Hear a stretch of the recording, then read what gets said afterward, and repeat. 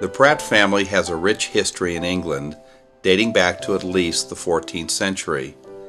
As the ancient process of assigning names developed, people were often named for where they worked or what they did. The name Pratt comes from the word that means meadow, so John Pratt would be John of the Meadow or John from the Meadow. Earlier forms of the Pratt name are spelled ending with an E or with only one T, or as Pratellis with an ELLIS on the end. The first time we find the name Pratt in England is about 400 years before our 14th century ancestors. In 1864, Reverend William Chapman published a book about the Pratt family with a wonderful introduction which I believe was written, at least in part, by Orson Pratt. In that introduction, Orson writes of the research that he did about the family while serving as a missionary in England. For example, there were Pratts who were Knights of the Temple or Templars, who were crusaders that kept the way to the Holy Land open for pilgrims who went to Jerusalem in the 11th and 12th centuries. In addition, there are great battles from the 10th and 11th centuries in which Pratts were leaders. One of our first documented ancestors in England is William Pratt, who we also call the Reverend William Pratt. He was born in Baldock, a small country town in England, in 1562. William Pratt lived in interesting times.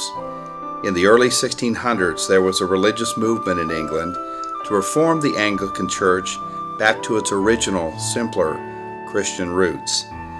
These people who wanted to purify the church were called the Puritans.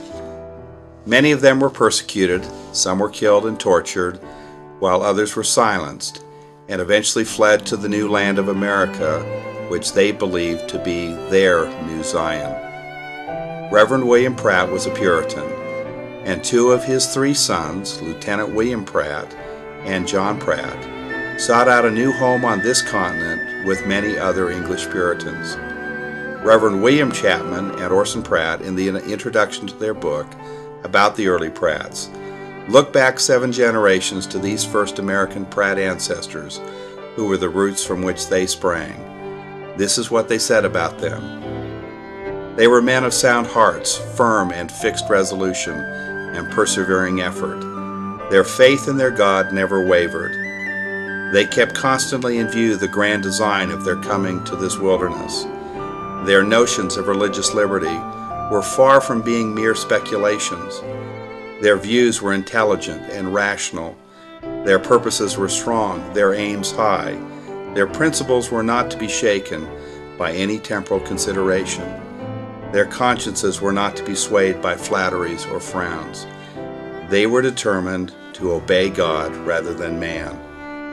I was surprised to learn about the tremendous esteem and respect that our early pioneer ancestors had for these even earlier English Puritans, many of whom stayed in England and others who came to America, that, as Nephi said, were wrought upon by the Spirit of the Lord and were brought forth out of captivity to lay the foundation of this nation. Jared Pratt and his 5 sons revered these early colonists and their courage in settling America, even as we today hold and honor those who laid the foundation of the Restoration and their courage in seeking to secure their own right to worship God. Reverend William Pratt was born in Baldock, was trained at Cambridge University, and settled at Stevenage, England, where he was the parish priest for 30 years. Today, Baldock is still a relatively small English town. In Baldock you find St. Mary's Church, where Reverend William Pratt attended as a child as he grew up.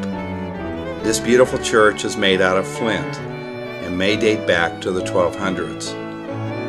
The inside of St. Mary's Church is probably much the same today as it was when Reverend William Pratt attended there as a boy.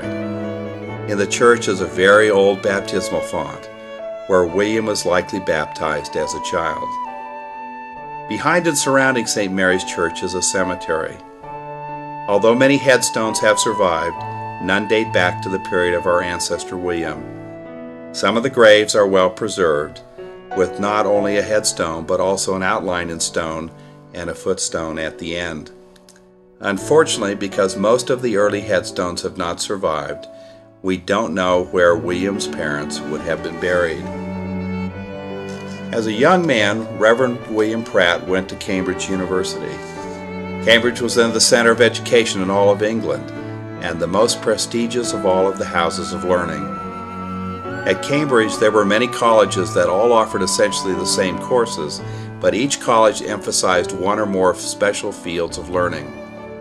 William Pratt attended Emmanuel College, which was then the hotbed of the Puritan Revolution. And it is no doubt the case that William became a Puritan and joined those working to reform the Anglican Church, seeking to recapture the beliefs and ordinances of an earlier, pure form of Christianity.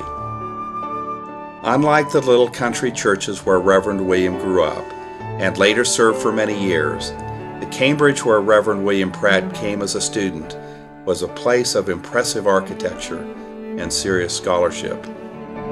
Reverend William Pratt commenced his education at Cambridge at the lowest of 3 levels of students. If you came in at this lowest level, it meant that your family was poor, and you had to work your way through Cambridge, serving the students who were the sons of the royalty. So Reverend William Pratt not only went to school here, but also worked here for almost a decade, as he received his bachelor's degree, his master's degree, and became a fellow at Cambridge. Try to imagine young Reverend William in one of these spectacular churches, studying in his long black flowing robes at Cambridge University. After Reverend William Pratt left Cambridge, he had 2 brief appointments as a priest in other places. Then he settled in Stevenage, a few miles from Baldock, with his wife Elizabeth. There Elizabeth bore 6 children, who they raised together as he served the people. Stevenage was a small town in the early 1600s, with probably 500 to a few thousand people.